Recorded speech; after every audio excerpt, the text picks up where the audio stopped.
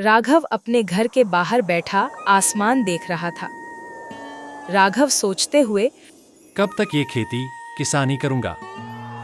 मैं भी अमीर बनना चाहता हूँ। तभी उसके पिता हरिदास खेत से आवाज लगाते हैं। राघव बेटा, इधर आओ। राघव धीरे धीरे चलता हुआ उनके पास गया। क्या हुआ बाबा? आज खेत की पानी वाली नाली ठीक करनी है। अगर नाली टूटी रही तो फसल को पानी नहीं मिलेगा। राघव उदास होकर, हाँ बाबा, कर दूंगा। लेकिन उसके मन में काम करने का बिल्कुल मन नहीं था। चौपाल में अजनबी दोपहर को गांव के चौपाल में भीड़ लगी हुई थी। एक अजनबी आदमी जोर जोर से बोल रहा था। सुनो गांव वालों, अगर कोई मेरे साथ काम करे तो कुछ ही दिनों में अमीर बन सकता है। गांव वाले एक दूसरे की तरफ देखने लगे। सुनो गांव वालों, अगर कोई मेरे साथ काम करे तो कुछ ही दिनों में अमीर बन सकता है। जंगल के पास एक पुराना खजाना दबा है, बस कुछ लोगों की मदद चाहिए। यह सुनकर राघव के कान खड़े हो गए। वह तुरंत आगे बढ़ा। सेठ जी, मैं आपके साथ चलूंगा। मोहन सेठ मुस्कुराया। बहुत अच्छा लड़के, अगर खजाना मिला तो तुम्हें भी हिस्सा मिलेगा। तभी पीछे से आवाज आई। राघव मुड़ा। उसके पिता वहां खड़े थे। बेटा, ऐसे लालच भरे कामों में मत पड़ो। बाबा, ये मौका बार बार नहीं आता। मेहनत से जो मिलता है वही सच्चा होता है। राघव जिद में, आप नहीं समझेंगे बाबा, मैं बड़ा आदमी बनना चाहता हूँ। हरिदास चुप हो गए।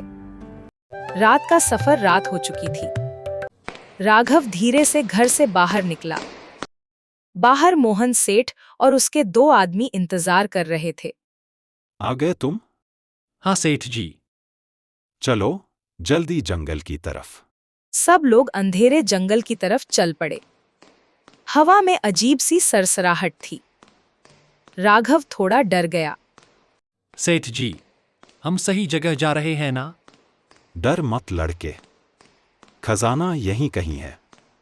कुछ देर बाद वे एक पुराने टूटे मंदिर के पास पहुंचे। मंदिर का रहस्य मंदिर के सामने एक पत्थर का पुराना दीपक रखा था। यह मंदिर बहुत पुराना लगता है। हाँ, और खजाना भी यहीं दबा है। मोहन सेठ ने फावड़ा उठाया। चलो खोदना शुरू करो। सब लोग मिट्टी खोदने लगे। कुछ देर बाद अचानक फावड़ा किसी चीज से टकराया। ठक! सेठ जी, यहाँ कुछ है। सब लोग जल्दी जल्दी मिट्टी हटाने लगे। थोड़ी देर बाद एक लोहे का संदूक दिखाई दिया। मोहन सेठ खुश होकर, देखा, मैंने कहा था ना खजाना मिलेगा। संदूक खोला गया, लेकिन अंदर सोना चांदी नहीं था। अंदर केवल एक छोटा दीपक और एक चिट्ठी थी।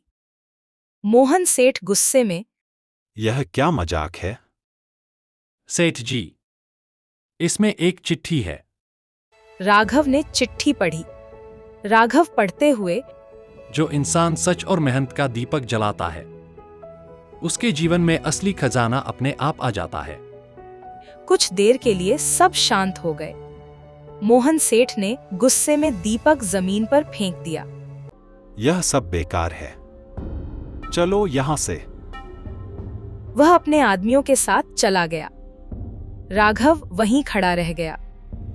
उसे अपने पिता की बात याद आई।